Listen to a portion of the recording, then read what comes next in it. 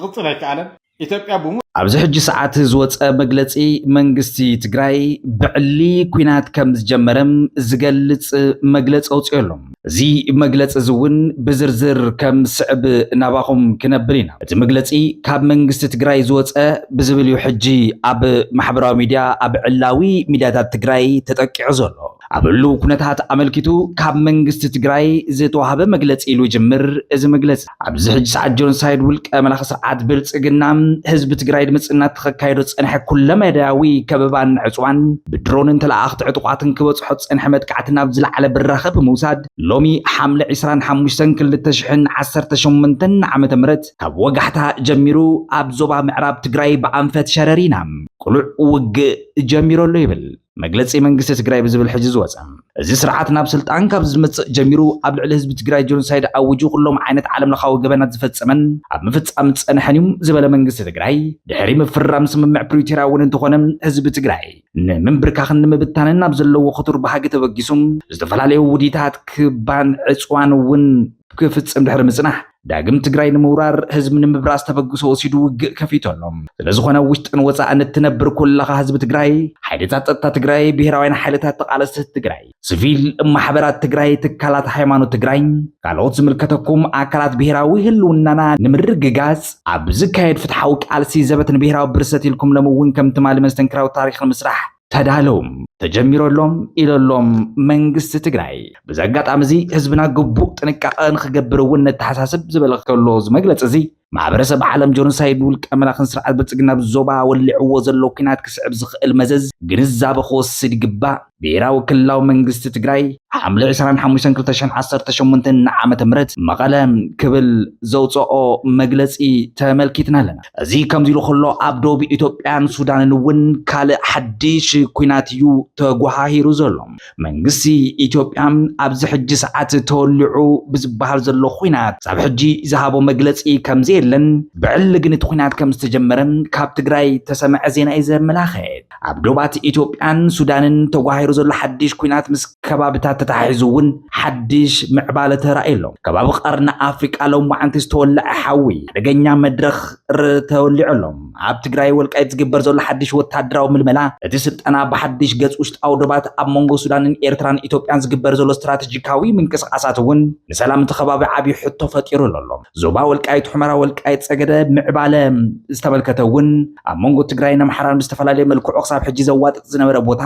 ኣብዚ ሰፊሕ ምዕራባዊ ዞባ ሑመራ ወልቃይት ማለት ብግዝኣታዊ ምምሕዳር ምክትል ሓላፍቲ ከባቢ ፀጥታ ዝኾነ ኮሎኔል ደመቀ ዘውዱ ዝምራሕን ዝነበረ ቦታ ኣብዚ ሕጂ ሰዓት ነቲ ኩናት ንምውላዕ ኣብዚ ሰሙን እዚ ብፍሉይ መልክዑ ክሸባሸቡ ከም ዝፀንሑ እውን ፍሉይ ሓበሬታ ወፂኡ ከም ዝነበረ ዝዝከር እዩ እዚ ሓይሊ እዚ ተራ ምልሻ ዘይኮነስ ኣስታት 11 ተዋጋእቲ ዝሓቆፈም ሓይሊ እውን እዩ ተባሂሉ ዘሎ ይኹን እምበር እዚ ኩናት እዚ ምስ ተወልዐ ግን ኣብዚ ሕጂ ሰዓት ንናትና ፎረም ወታደራዊ ምንጭታት ከም ዘብፅሕዎ ካብቲ ቦታ ጽጹይ ዜና ወይ እውን ሓበሬታ ከም ዝበፅሕና እንድሕር ዳኣ ዘርድኦ ኮይኑ እዞም ምልሻ እዚኦም ምስ ሰራዊት ትግራይ ወይ እውን ምስ ህዝቢ ትግራይ ሓበራዊ ጥምረት ግንባር ብዕሊ ጀሚሮም ኣሎም ክሳብ ሕጂ ዝተፈላለዩ መግለፅታት ብምውፃእን ተቃውሞ ብምስማዕን ምስ ሕወሓት ይኹን ወይ ምስ ሰራዊት ሓይልታት ትግራይ ንገብሮ ዝኾነ ይኹን ጽምዶ ይኹን ሓበራዊ መድረኽ የለን ክብሉ ድሕሪ ምጽናሕ ሕዚ ሓበራዊ ጥምረት ምጅማሮም ዝገልጽ ዜና እውን ሰሚዕና ኣለና ብኻልእ ምዚ ኩናት ተደሚሩ ዝግለጽ ዘሎ ዜና እንድሕር ተመልኪትና ሱዳን ኤርትራን ኢትዮጵያን ስትራቴጂካዊ ርክባት ስግኣት ኩናት ዝተመልከተም ምዚ ኣተሓሒዝና ሕዚ ዝበፅሐና ዜና ክነስምዕ ኣብ ዶባት ሱዳን ኢትዮጵያን ዝለዓለ ወታደራዊ ውጥረት ሕዚ ጀሚሩ ኣሎ ኣብቲ ቦታ ኢትዮጵያ ብፍሉይ ካብ ክልል ቤንሻንጉል ጉሙዝ ክለዓል ይኽእል እዩ ኢላ ዝጠርጠረቶ ሓድሽ መጥቃዕቲ ንምክልኻል ሱዳንን ኤርትራን ድልድሉ ስትራቴጂካዊ መደባት ድማ ከካይዳ ድሕሪ ምጽናሕ ኣብ ዝሓለፈ መጋቢት ወርሒ 2026 ከምቶም ኣውሮፓውያን ኣቆጻጽራ ሓጋዚ RSF ሓጋዚ ጀነራል ሓምዳን ዳገሎ SPLM ዝተባሃለም ካብ ቤንሻንጉል ጉሙዝ ተበጊሶ ብልዕሊ ሱዳን መጥቃዕትን ምክያድ ፈቲኑ ዝነበረ ክኾን ከሎም ብሰራዊት ሱዳን ብዝበፅሖ መጥቃዕቲ ግን እቲ ፈተነ ተመኪቱን ፈሽሉን እዮም እዚ ሓድሽ ካልኣይ መጥቃዕትን ምክያድ ምድለዋት ኣብ ዝግበረሉ ዘሎ ሰዓት ብገጽ ሸረሪና ምዕራብ ትግራይ ዕላዊ ኩናት ምጅማሩ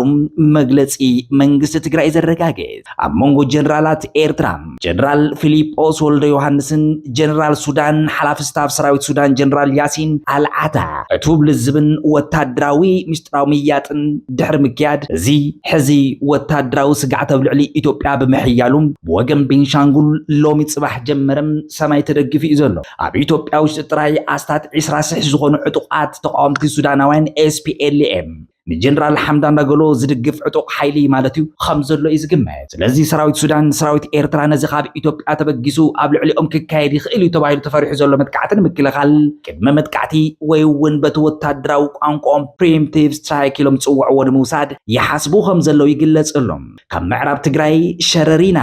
ዝላኣኹ ዝግለጹ ዘለው ዜናታት ዘጨንቕ የለን ሰራዊት ትግራይ ወይ እውን ኣብ ምዕራብ ትግራይ ዘሎም TDF ናይ ዝኾነ ይኹን ናይ ምክልኻል ይኹን ናይ መጥቃዕቲ ስጉምቲ የወሰደን ኩሉ ትኹነታት ብስቕታ የንብብን ይርዳእን ከም ዘሎ ሰሚዕና ኣለና ካብ ወታደራዊ ኮማንድ ወይ እውን ኣዘዝቲ ሰራዊት ትግራይ ስማዕ ዘሎም ዜና ከም ዝተመልከትናዮ እንድሕር ዳኣ ኮይኑ ዋና ኣዘዝቲ ሰራዊት ትግራይ መራሕቲ እዚ ኩናት እዚ ኣብ ዕቱብ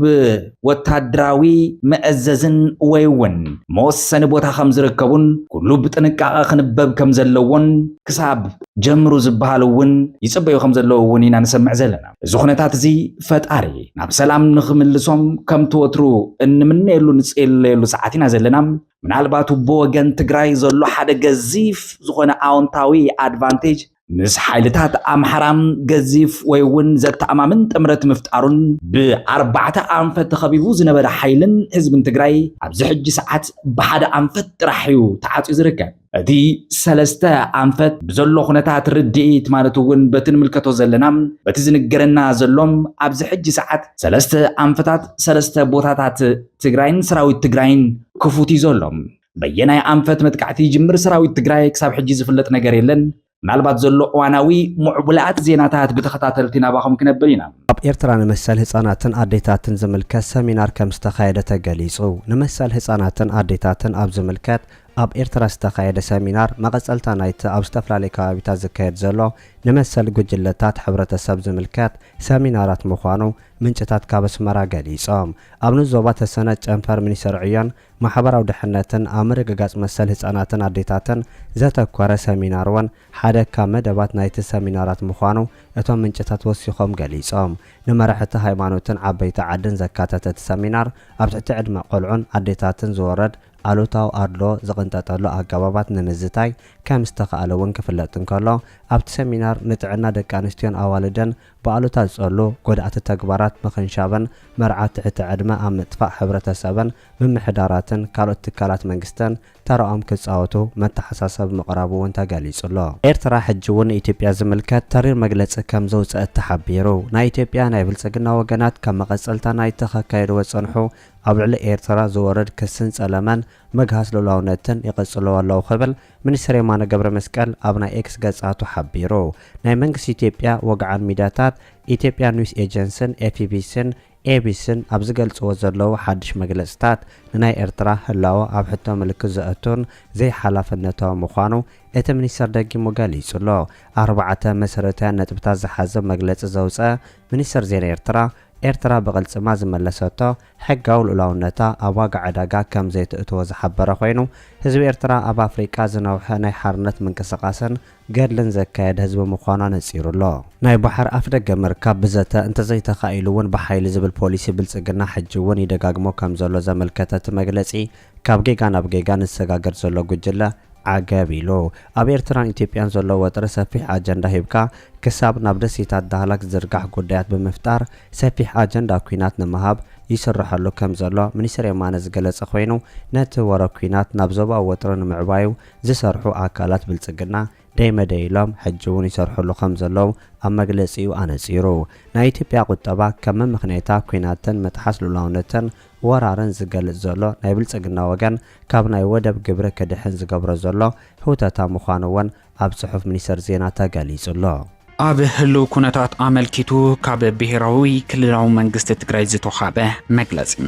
ጆኖሳይዳዊ ውልቀ መላኺ ስርዓት ብልጽግና ህዝቢ ትግራይ ንምጽናት ካካይዶ ዝጸንሐ ኩለ መዳያዊ ክባን ዕጽዋን بدرون تلاقتون عطوات كابصحو زصنح متقعتات ناب زلعله براخه بموصاد لومي 25 حمله 2018 ዓመተ ምህረት በአቆጣጠር አጋ ወጋሕታ ጀሚሩ ኣብ ዞባ ምዕራብ ትግራይ በአንፈት ሸረሪና ብዕሊ ቁልዕ ኩናት ወይኻውግ ጀሚሩሎ ክብል እቲ መግለጽ ጠቂሱሉ እዚ ስርዓት ናብ ስልጣን ካብ ዝመጽ ጀሚሩ ኣብ ልዕሊ ህዝቢ ትግራይ ጆኖሳይድ ኣውጁ ኩሎም ዓይነታት ዓለም ለኻዊ ገበናት ዝፈጸመን ኣብ ምፍጻም ጽንሐ ኮይኑ ድሕሪ ምፍራም ስምምዕነት ፕሪቶሪያ እውን እንተኾነ ህዝቢ ትግራይ ንመንበርካኽ ንምብታን ካብ ዘለዎ ኩቱር ባህጊ ተበጊሱም ዝተፈላለዩ ውዲታት ክባን ዕጽዋን ወተሃደራዊ መቀራብ ክገብር ድሕር ምጽናሕ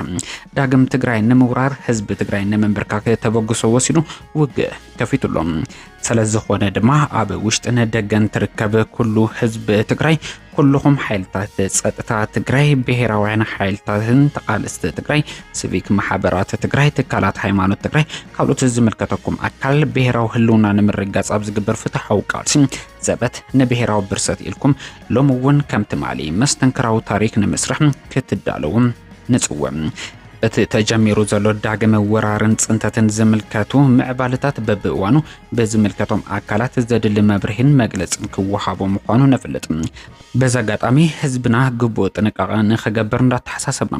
ማሕበረሰብ ዓለም ድማ ጆኖሳይዳዊ ውልቀ መላኺ ስርዓት ብልጽግና ኣብ ዞባዚ ወሊዕዎ ብዘሎ ኩናት ከስዕቦ ዝኽእል መዘዝ ግንዛበ ብምውሳድ ኣድላይ ዝተባሃለ ጸቕጢ ክሕደር ጸውዒት ነቐርብ ክብል እቲ መግለጽ ጠቂሱሎም ኣብ መንጎ ሰራዊት ኢትዮጵያን ሓይልታት ትግራይን ከቢድ ውግእ ይካየድ ከም ዘሎ ተገሊጹ ኣብ መንጎ ሰራዊት ኢትዮጵያን ሓይልታት ትግራይን ኣብ ከባቢ ሸራና ውግእ ይካየድ ከም ዘሎ ዝተገለጸ ኮይኑ ሰራዊት ኢትዮጵያ ብናይ ኣጋር ሰራዊት መካናይዝን ድሮናት ዝተደገፈ ኩናት ኣብ ከባቢ ሸራና ምስ ሓይልታት ትግራይ ይካየድ ከም ዘሎ ተገሊጹ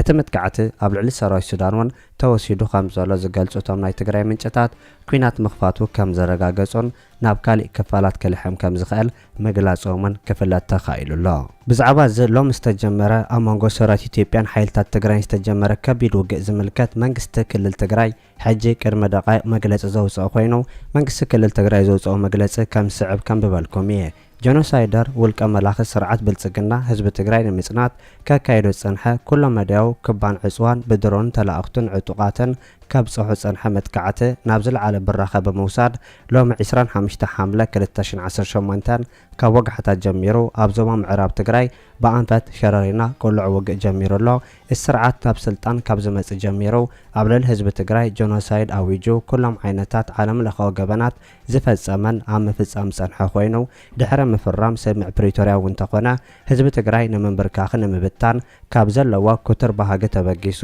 ዝተፈላለዩ ውዲታት ክባን ዕጽዋን ወተሃደራዊ መቀራባት ክገበር ድሕሪ ምጽናሕ ዳግም ትግራይ ንምውራርን ህዝቢ ንምንብርካ ተበግሶ ወሲዱ ውግእ ከፊትልና ኣሎ ስለዝኾነ ኣብ ውሽጥን ወጻእን እትነብር ህዝቢ ትግራይ ኩልኩም ሓይልታት ጸጥታ ትግራይ ብሄራውያን ሓይልታትን ተቃለስትን ትግራይ ሲቪል ማሕበራት ትግራይ ትካላት ሃይማኖት ትግራይ ካልኦት ዝምልከተኩም ኣካላትን ብሄራዊ ህልውና ንምርግጋጽ ኣብ ዝካየድ ፍትሓዊ ቃልሲ ዘበት ንብሄራዊ ብርሰት ኢልኩም ሎም እውን ከምቲ ማለ መስተንክራዊ ታሪክ ንምስራሕ ክትዳለውና ጸውዕና እቲ ተጀሚሩ ዘሎ ዳግም ወራርን ጽንተትን ዝምልከቱ ምዕባለታት በብእዋኑ ብዝምልከቶም ኣካላት ዘደለ መብርህን መግለጽን ዝወሃብ ምዃኑ ነፍለጥ በዛ ኣጋጣሚ ህዝብና ግቡእ ጥንቃቐታት ንኽገብር ነተሓሳስብ ማሕበረሰብ ዓለም ጆኖሳይዳዊ ውልቀ መላኽን ስርዓት ብልጽግና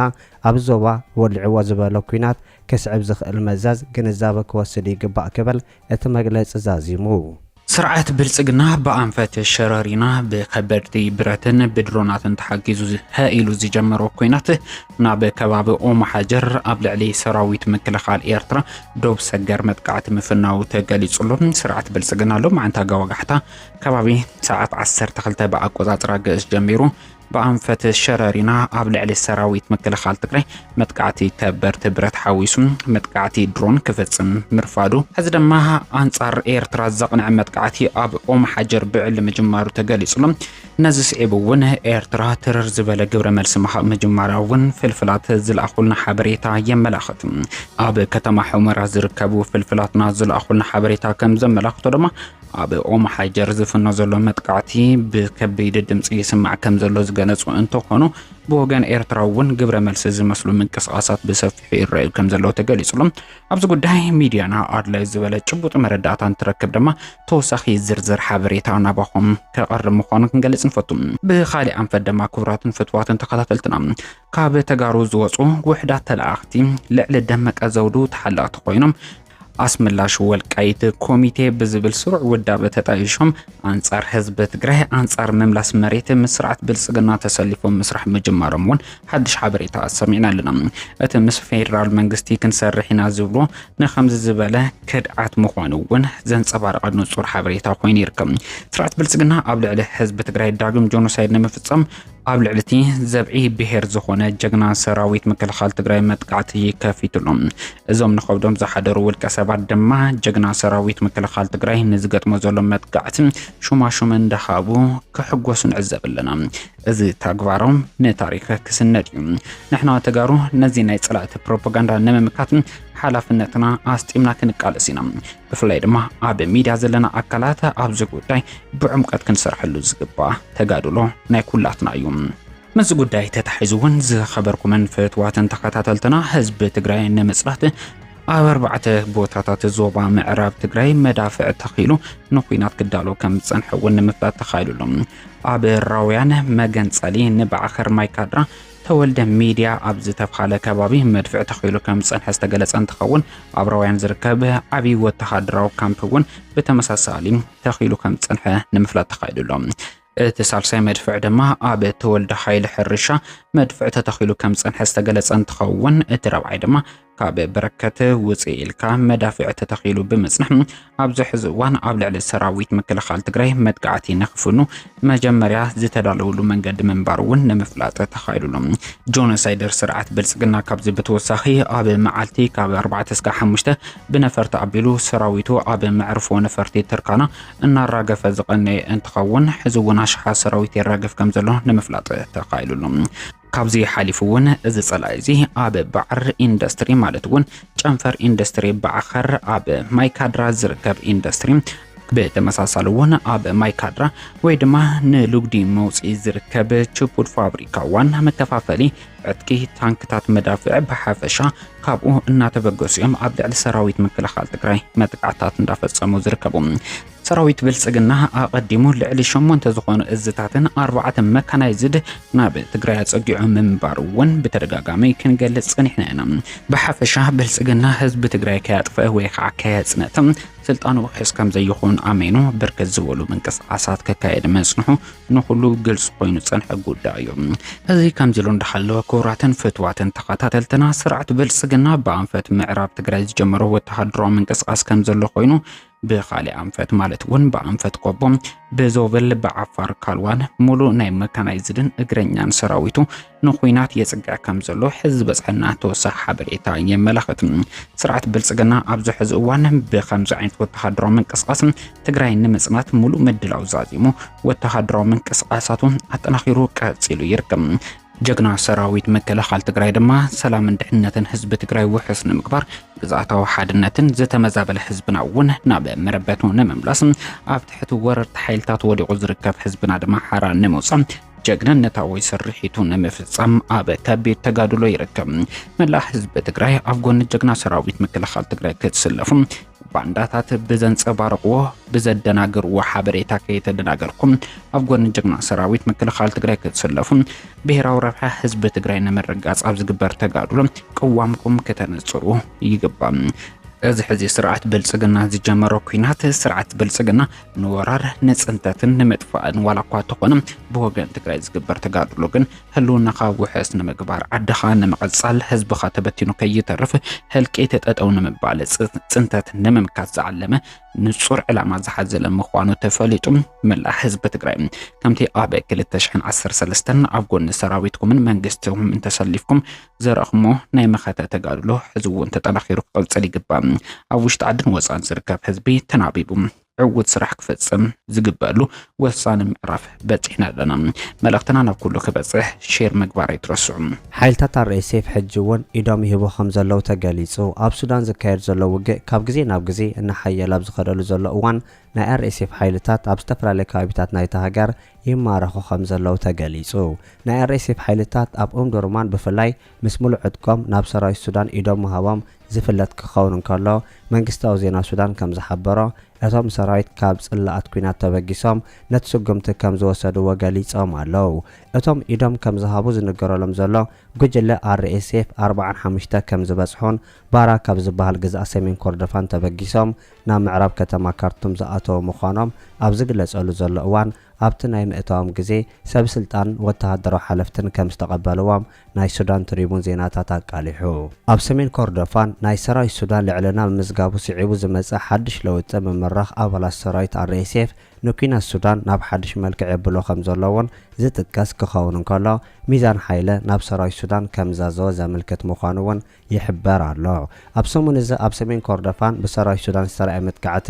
ሰራዊት ሱዳን ልዕሊ 60 ሚእታዊት ናይቲ ከባቢ ክቆጻጸር ከም ዝኸኣለዎን ክሕበር እንከሎ ባራን ጀብራት ኣልሻኽን ዝርከብዎም 4 ስትራቴጂካዊ ከባቢታትን ንኦምዱርማን ምስ ኤሎቤድ ዘራኸብ 400 ኪሎ ሜትር ዝነውሓቱ ኣገዳሲ ንግዳዊ መስመር ኣብቲ ተቆጻጸር ከም ዘእተዎ ምግላጾምን ይፍለጥ። ኣብ ወርሒ ሚያዝያ ናብ ሰራዊት ሱዳን ዝኣተወ ኣዛዚ ሰራዊት RSF ነበር አልኑር አልቆባ ካብቶም ነቲ ዝተማረኸ ጉጅለ ዝተቀበሉ ሰብ ስልጣን ብምዃን ኣብቲ ናይ መቀባል ስርዓት ከም ዝተረኸበውን ጸብጸባ ሱዳን ትሪቡን ይገልጽ። አልቆባ ንጋዜጠኛታት ኣብ ዝሃቡ መግለጺ ናይ RSF ወተሃደራት ሓደ ብሓደ ናብ ሰራዊት ሱዳን ይሰግሩ ከም ዘለዉ ክሕብር እንከሎ እቲ ተርእዮ ናይ ሱዳን ሰራዊት ላዕለዋይ ኢድ ሒዝ ከም ዘሎ ዘመልክት ምዃኑ እውን ሓቢሩ ኣሎ።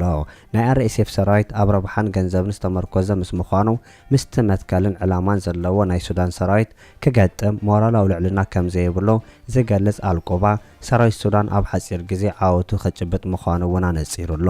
ዝኾነ ኣባላት RSF ናብ ሰራዊት ሱዳን ኢዱ ከብ ግዚኡ ምዃኑ ዘመልከተ ተኣዛዚ RSF ነበር ሰራዊት ሱዳን ናይ RSF ሓይል ኢዱ ዘርጊሑ ክቕበሎ ምዃኑ ቃል ምእታው እውን ተሓቢሩ።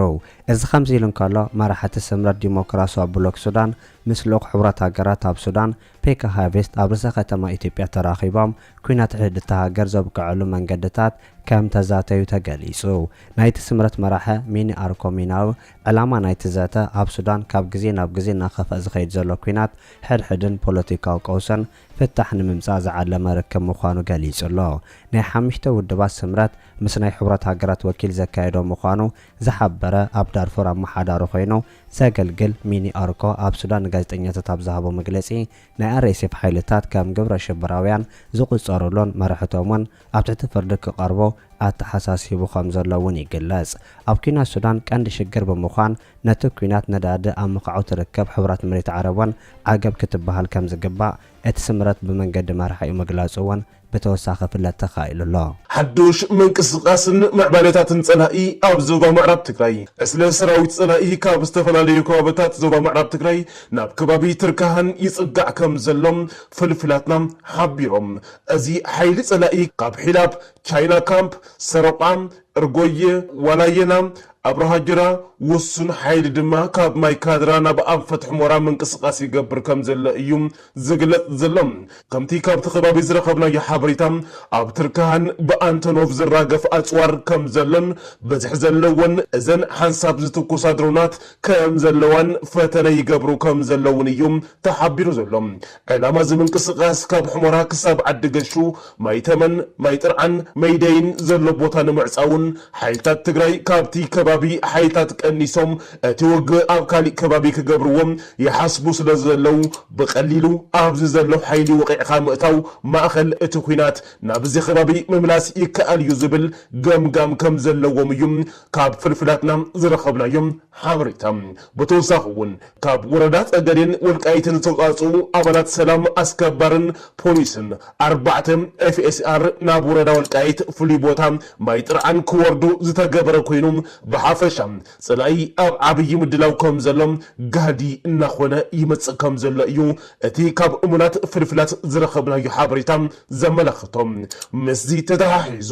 ሓደሽቲ ምዕባለታትን ምድላዋትን ኣብ ከተማ ዓድረመጽ መባእታዊ ሆስፒታል እውን ቀጽለሎም ኣብ ወረዳ ወልቃይት መባእታዊ ሆስፒታል ግቢ ናይ ህጹጽ ኣዋጅ ምድላዋት ይገብሩ ምህላዎም ካብቲ ቦታ ዝመጽሑና ምራድ መወዳእታታት ይረድኡ ብዕለት 23/11 ወርሒ 2018 ዓመተ ምህረት ኣብ ውሽጢ ግቢ እቲ ሆስፒታል ንሄሊኮፕተር መዕረፊ ማለት እውን ሄሊፓድ ዝኸውን ቦታ ብዶዘር ናይ ምፅራግን ምምችቻውን ስራሕቲ ከም ዝተሳለጠ ተገሊጹሎም ብተወሳኺ ኣመራርሓ ጽላእቲ ንኣባላት ማኔጅመንት እቲ ሆስፒታል ብምእካብ ኣብ ቀድሜና ዘሎ ውግእ ከም ዘይተርፍን ሓፂር ከም ዘይኮንን ክብሉ መብርሒ ዝሃቡ ምዃኖም ምንጭታትና ወሲኾም ገሊጾም እዮም ብመሰረት እዚ ዝተዋሃበ መምርሒ እውን እቲ ሆስፒታል ንዝመፁ ጉድኣት ድሉው ምእንቲ ክኸውን ናይ ህፁፅ ሕክምና መእከብን መፍለይን ኣሃዱታት ትረያጅ ብቕልጡፍ ክጣየሽ ተኣዚዙሎም እዚ ኩነታት እዚ ኣብቲ ቦታ ዘሎ ወተሃደራዊ ረስኒ ናብ ከቢድ ብርኪ ይሸጋገር ምህላው ዘመላኽት ኮይነሎም ምዚ ዝተሓሒዙ ሕዚ ዝረኸብናዮ ሰበር ዜና ከም ዘመላኽቶም ብልፅግና ብዕሊ ውግእ ጀሚሮሎም ብልፅግና ብኣንፈት ምዕራብ ትግራይ ውግእ ጀሚሮሎም ሎማዓንቲ ንግሆ 12 ሰዓት ከባቢ ዝጀመረ ደብዳብ ከቢድ ብረት ክሳብ ሕዚ ቀፂልሎም ብልፅግና ብእግረኛ ሰራዊት እውን ሕዚ ተኽሲ ከፊቱ ከም ዘሎ እዩ እቲ ዝረኸብናዮ ሓበሬታ ዘመላኽቶም ምዕራብ ትግራይ ወሪሩ ዝሓዘ ብልፅግና ኣብ ሸረሪና ውግእ ብዕሊ ወሊዕሎም ሰላም ዝኸበርኩም ተኸታተልቲ ናይዚ መደበይ ከመይ ውዒልኩም ሎሚ 1 ናሓሰ 2026 እዩ ሓደ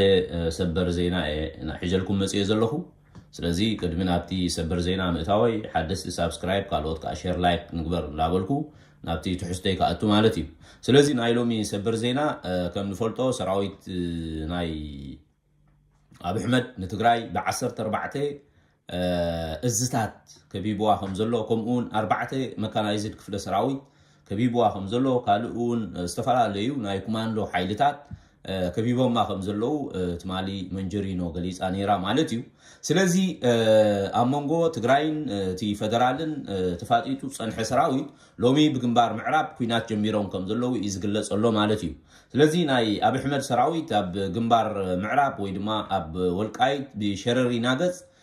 ናይ መዳፍዕ ደብዳብን ከምኡን ናይ ኣጋር ሰራዊት ምንቅስቃስ ጀሚሮም ከም ዘለው ይዝግለጽ ኣሎ ምናልባት እውን ቦገን ኤርትራውን ናብ ኦም ሓጀር ገጽውን መጥቃዕትታት ከም ዘሎ እዮም ዝገልጹ ዘለው ማለት እዩ ስለዚ እቲ ክፍራሕ ፀንሐ ሎሚ ጀሚሮሞ ከም ዘለው ምናልባት እቲ ናይ ኣብ ኣሕመድ ሰራዊት ከምዛ ዓይነት ወይ ናይ ኢትዮጵያ ሰራዊት ከምዛ ዓይነት ደብዳብን ካልእን ጀሚሩሎ ስለምንታይ ከምዛ ዓይነት ደብዳብ ጀሚሩ ይተልና ምናልባት ሰራዊት ናይ ትግራይውን ከመይ ተንቀሳቂሱ እንታይ ክኸውን ይኽእል ዝብል ስፍሕ ዝበለ መብርሂታት ኣይተዋህበና ኣሎ ብሕፅር ዝበለ ግን ዝተፈላለየ ሓበሬታታት ወሃብ ዘሎ ናይ ኣብ ኣሕመድ ሰራዊት ብጀመሮ ሕጂ ከምዛ ዓይነት ኩናት ጀሚሩ ከም ዘሎ እዮም ዝገልጹ ዘለው ማለት እዩ ክቡራት ኣሕዋት ብጣዕሚ ዘሕዝን እዩ ናይ ኣብ ኣሕመድ መንግስቲ ደማዊ ኩናት ናይ ዝካየድ ፀንሐ ኣዝዩ ደማዊ ዝኾነ ኩናት ብናይ ውዕል ፕሪቶሪያ ደው ኢሉ ከብቅዕ ነዚ ናይ ፕሪቶሪያ ዕድል ኣብ ክንዲ ዝጥቀም ሕወሓት ከፍረስየ ተጋሩ ከንበርክኽየ ገለ ዝብል ከም ዝበልናዮ ማለት እዩ ካብ ውሽጢ ሕወሓት ይኹን ካብ ውሽጢ ትግራይ ብዙሓት ሰባት ገዚኡ ናብዚ መገዲ እዚ ይጓዓዝ ነይሩ ዓገብ እንዳበልና መፂና ክቡራት ኣሕዋት ስለዚ ምስ ኣብ ኣሕመድ ዝሰርሕ ሰብ ንትግራይ ኩናት እዩ ዘምፅእ ዘሎ ኩናት ይኹም ትዕድምሉ ዘለኹም ንህዝቢ ትግራይ ኢልና ብዙሕ ግዜ ተዛሪብና ኢና በዓል ጀነራል ጻድቃን ኣብ ዝሓለፈ እውን ሓደ ወርሒ ክወስደልና ኸውን ጥራይ እንጀምሮ ተሳዒሩ እዩ እቲ ሕወሓት ተሳዒሩ እዩ ገለመለ ዝብል ንኣብ ኣሕመድ እውን ደፊኦም ናብዚ ኩነታት እዚ ኣቢሎም ኣለዉ ማለት እዩ ኣብዚ በፂሕሎ እቲ ኩነታት ብጣዕሚ ዘሕዝን እዩ ሕጂ እውን በቃ ምስ ህዝቢ ትግራይ ደው ንብል ዓወት ንሰራዊት ትግራይ ቀፂልና ሕዚ ስርዓት ብልፅግና ሕዚ ይኾነሉ ትግራይ ጦርነት ጀሚሩ ብጣዕሚ ፀንሐ እዩ ጦርነት ኣውጁ ብትግራይ ሰላም ስለዝደልት መንግስቲ ትግራይ ሰላም ስለዝደልት ደኒና ናሕለፍናለን ኔርና ኢና ትግራይ ብዙሕ ትንኮሳ ተገይሩ እዩ ክሳብ ማእኸላይ ዞባ ድሮም ተላዒኹ እንትጨው ደብዳብ ተገይሩ ነይሩ እዩ እዚ ኩሉ ሕሊፉ ህዝቢ ትግራይ ግን ንሰላም ኢሉ ኩሉ ነገር ተዓጊሱ እዚ ኩሉ ዓመታት ፀንሐ እዩ 3 ዓመት ሙሉእ ፀንሐ እዩ ውዕሊ ፕሪቶሪያ ካብ ዝፍረቕ 3 ዓመት ፀኒሑ መሬቱን ህዝቡን ተበታቲኑ ንሰላም ኢሉ መሬቱ ህጊሩ እስቲ ካብሎ ምፅባሕ ደሕሽኮን ካብሎ ምፅባሕ ደሕሽኮን ናደ ተፀቢዩ 3 ዓመት ሙሉእ ተፀቢዩ ግን ምንም ለውጢ የለን ህዝቢ ትግራይ ኣብ ዝኸዶ ብብሄሩ እናተጨቆነ ኣብ ዝኸዶ ብብሄሩ እናተገለለ ካብ ዓዱ ተሰዲዱ ኣብ ፕላስቲክ ዝተቀዳደደ 3 ዓመት ዝተዘርግሐ ፕላስቲክ መቸም ክረምቲ ፀሓይ ቁሪ ኩሉ ተፈራርቆ ዝተቀደደ ፕላስቲክ እናደቀሰ ትግራይ ንሰላም ኢሉ ዝኩሉ ሰዓታት ዝኩሉ ዓመታት ተፀቢኡ ሕዚ ግን መወዳእታ ወፅሒለው ጫፍ ወፅሒዎ ኣሎ تعجزت لك الله وي تعجزتون سلام الكات عجزكات ونات كام قارنت زقنا سلام زي سلام لا سلام تقوم زي يرد تقول نسخة سلام سلزر كسلام كما تقول سلام كما تزخن نسخون عم خط أنا خير كا خم توصل عليها عم هديكا بعم أنتم مكتون على خاو مش زي جواز أنا لك دردر كجباري خلي خاو بر سرعات بالتقنا حز خوينات جميل ولا خوينات قلت خمس جمارون نانجستغرام مقلت صوتي له قلت كوينات جميل ولا سرعات بالتقنا توزن خوينات ما تقولات سرعات بالتقنا يتطيع النتي له نانجستغرام بتاع صفستن أو ساعات عن زخونة قنطة فزخونة مقلت صوتي له زي بتاع يدسيلنا خمس سرعات وخامي حزي سراوي تግራይ خمين يقومون وزعم زعل تودق دياسبورا نمبر تزوي فلطي تزوي منو سقات يقول تودقن دياسبورا تشنق زلقي سراوي تግራይ ካብ ቀደም ለህዝቢ ልዝወፀ ለህዝቢ ለ3 ዓመት ሙሉ ኣብ ቁሪ ኣብ በረኻ ዝንካራት ዘሎ ሰራዊት ማንም ይሆነ ማንም ባል ስልጣን ማንም ውድብ ማንም ፓርቲ ይሆነ ነው ነው ዓለቱ ሁሉኑ ነው ዓለቱ ሁሉኑ አረጋግጡ ህዝቡ ሁሉኑ አረጋግጡ የበረኻኒ እዚ ኻመይ 3 ዓመት ሙሉ ነበረኻ ተቀሚጡ ጻሙኡ ጥሚቱ እርቃኑ ተኻይሉ ዝተማለ ሎጂስቲክ ይውልን ከም ናይ ኢትዮጵያ ወታደር እዚ ሁሉ ተቃውሞ ግን 2014 ታሪክ ሰርሒ ሰራዊት ትግራይ 2015 ምን ታሪክ ሰርሒ ተውዝን የሰራዊት ሸው ዝዓበየት ስልጣና ዝገበረፍቱ ሸው ሰዓት 3 ወርሒ ያኔ ራስ ስልጣና እዚ 3 ወርሒ ሰልቱኑ ከዚ ሁሉ ታሪክ ሰርሒ 3 ዓመት ሙሉ ስልጣና ዝነበረ ሰራዊት ታዓይነት ታሪክ ሰርሕ ንምግማት ዝብል ይሆንን ንምግማት ዝኸለከ ይሆንን ሰራዊት ኩሉ ሙሉ ኣብ ተዳለይ ምክንያቱ ምዕራብ ትግራይ ዘይብላ ትግራይ ምንም ዋጋ ከም ዘይብላ ሪና ያና ዋጋ ዘይብላ ማለት ዝኻተ ሰዲዱ ምዕራብ ትግራይ ትሉን ሃሎ መንእሰይ ትግራይ ከይዱ ሸቂሉ ዝሰርሕ ነበረ ቤተሰብ ዝልውጥ ነበረ ምዕራብ ትግራይ ትሉን ሃሎ ህዝቢ ትግራይ ኣይጠምን ነይሩ ምክንያቱ ካብ ምዕራብ ትግራይ ኪሎሜትር ሕሰባ ቢያንስ እንኳን ኣብ ምዕራብ ትግራይ ናብ ለመጣስ ሰባ ኪሎሜትር ለይሽ ያጣም ዝኹሉ ዝግበር ነበረ ዝኹሉ ዝነበረ ሕዚ ኩሉ ይስሙ ህዝቢ ትግራይ ፈቆዱ ባሕሪ ዝኸም ናይ ሓዝን ስደት ኮይ ተሰደድ ነይራ ትግራይ ምክንያቱ በብየቦቱ ናይ ዓሊቱ መንቀሳቀስ ሰራሕ ነይሩ ኣብ ምዕራብ ትግራይ ነይሩ ብዝብራይ አካባቢ ኣብ መቐለ ብዙሕ ኢንዱስትሪ መንቀሳቀስ ነይሩ ተወዝነ ኩሉ ተዓንናለ ህዝቢ ትግራይ ፈቆዱ ስደት ፈቆዱ ብዛዕባ ብታን ጀሚሩ ምዕራብ ትግራይ ዝሓስካ ንህዝቢ ትግራይ ምንም ይዋጋ ዘይብሉ ዝኻን ተረዲዮ 3 ዓመት ዝውሽጥ ሰራዊት ትግራይ ምዕራብ ትግራይ ዘይብለስ ከም ዘይድቅስ ብኩሉ ካብ ጫፍ ናብ ጫፍ ዘሎ ሰራዊት ትግራይ ኩሉ ወሲኑ ምዕራብ ትግራይ ከምፅ ብጉልበት ይኹን ብብዛዕ ይኹን ከምፅ ደልዩ ፀላኢኻውን ሓደ ግዜ ዝኾነ ገሮየት ነው ዓለትስ ደረት እንትደፈካ ናለሰን ተሕሊፍካሉ ሲሉ ናደፈ ዝመፅበር ኣይገድፈካ ከልካና ሕግ ከሲስካ ቁፅዓቱ ምሰሰደዲ ይፈርሐካ ዋሱን ዓቕም ነው ከለከለ ሰዋት ነው ሕዋቱ ዓቕም ነው በቃ ኣይ ሰላም ዘድለና ክብለካ ትኾን ፀላኢኻውን ዓቕም ካክተርየታሉ ካይ ሕዝተኩስኔን ናው ዳያሕና ዓቕም እንተንሪአን ኣለና ወይ ዓቕም ይሄዎም ወይ ተደራዲረ መሬቶም ክምልሰሎም ወይ ከዓ لقلهم خرج الحسب كم زخل صلاة يخاون عقم خاطر يخاي إنبا سلامنا ندلي سلازل كاي عقم يولون مالتي كانوا قايم يلو صلاة يخاون كمت يخلي تلاقي لهم عند سراوت تلاقي لهم عند منكستغراو وزلم بتعمل صبغي سراوت تغراون على تجبو ارمجا كوسد لو شرارينا زلو توقع زبال زلو سراوت ناعت ارمجا كوسد لو بدو كعبي تو زفرح زلو صبغي شرنا تنكا خبر زلو داي امبر بزوال بدون كمت زخل عامي تعمل حد معناته والله فان له كم دلته تنقصايسو سراويت ኢትዮጵያ كم دلته تنقصايسكم تناي ቀደም عقم ሃሊዎ ሎጂስቲኩ ምናምን እንቀሳቀስ መጽይ ይኸል ምክንያቱም ማኸል ፋንን ይሐዝ ማመንገዱን ከዓጽ ይኸል ካገር ምክንያቱ ልቦ አሚን ከም ትናይ ቀን መሐዝና ረኽ መጽይ ይኸል ምክንያቱ ደጀን በድሕሪትካ ደጀንካት ህዝቢ ደጀንካት ዝሆን ጸላኢኻት ኮይን ትዘ አሚን ካት መጽይ እንካን ምክንያቱ ላና በኩሉ ዘዳወና አፋር ለው አምሓራ ለው ኤርትራ ለው አምሓራ ሕዝብ ሙሉ በሙሉ ጸላኢ ብልጽግና ኮይኑ ጸላኢ ብልጽግና ተኮይን ሓለይ ህዝቡን ጸላኢ ስለዝኾነ ኣበይ ኮይኑ ክዋገአና ይኽእል ምክንያቱ ከምቲ ናይ ቅድሚ ሕዚ ዝነበረ ትደጀን ህዝቢ ኮይኑ ስንቁ ካኡና መፀሉ ኣብ መንገዲ ፍሪደም ኮይኑ እናተንቀሳቀሰ ዝነበረ ከምኡ ይኮነን ሕዚ ምክንያቱ ጸላኢ ይህቦ እናተቆራረሰ እዩ ናባናስ ከምቲ ንሕና ደብረብርሃን ትነፅሕና ኣለና ኣብ ደሴን ትነፅሕና ኣለና ሎጂስቲኩ ምናምኑ ናደንጉየ ዝበፅሕ ነበረ ካብ ትግራይ كومي ناتهم كادسات العلم تماصم هلا ناتقرار صيخ ماصم تتكواس حصرات كغاتمم بز كله كغاتمم خنات منقد سلام ስለዚህ ይኮን እሱ ከዓመ ብዙዋደው ያን ያህል ዘፍርሕ ሆነ ተማው ዘለው ዕስዋት ሆኑ ትግራውን ነቶም ክሒዶም ወይ ከዓም ተታሊሎም ተዓሽዮም ዝኸዱ መናሰይ ብጣዕሚ ሕዚኑ ቶም ማወዲሰባት ዓሲሮም ናኦም ጤሞም ዝበሃሉ ዘለው ቆልዑ ብጣዕሚ እዮም ዝሕዝኑ ግን ሕዝውን መዓልቲ የኸደኩምን ናው ኩናት ኢሎም ቶም ዝቁማለው ናብ ሰራዊት ትግራይ ኢልኩም ሂብኩም ክትኣትው ኣለኩም ዘንድ መልእኽቲ ከመሓልፍ ዝኽእል ምክንያት ሕዚ ተኸቢቦም ብፌደራል ብመከላኸያ ሰራዊት ብፌደራል ፖሊስ እውን ይሕለው ስለዝበሃሉ ዘለው ናይ ሕዚ ናብ ትግራይ ሸሊኾም ናይ ምእታዎም ዕድል ፀበበ ይመስለኒ ናብ ኩናት እንትመፁና ኣለዉ ግን ኢዶም ተማሪኾም ናብ ሰራዊት ትግራይ كأتو إذا علوهم هنا سراوت تجري خانم دون عليتو ود عدو ود زخانة سراوت الموضوع خان النساتم زي فلتم زحارة دوز تفتحوا بون النون زقتلو حوات يدفر اللوكا